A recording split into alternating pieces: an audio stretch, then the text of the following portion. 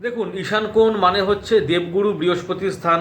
ঈশান কোণ মানে হচ্ছে দেবাদিদেব মহাদেব স্বয়ং মাতা পার্বতীর স্থান, এবং ঈশান কোণকে বলা হয় জলের স্থান।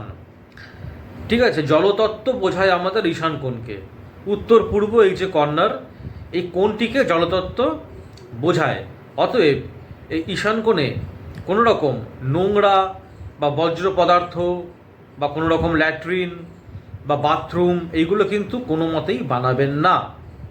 ঈশান কোণ শুধুমাত্র পুজো পাঠের জন্য আদর্শ।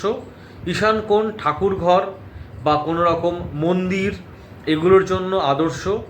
এগুলোই কিন্তু ঈশান কোণে বানাতে হয়। ঈশান কোণে কিন্তু কোনো রকম সিঁড়িও কিন্তু বানাবেন না। অনেক কিছুই ঈশান কোণে বানাতে নেই, এক্সেপ্ট শুধুমাত্র পুজো পাঠ, ঈশ্বরকে ডাকা, মন্দির, দেবালয় এইগুলোই কিন্তু ঈশান কোণে বানাতে হয়। ঠাকুর ঘর এগুলোই বানাতে হয়, অন্য কোনো কিচ্ছু নয়।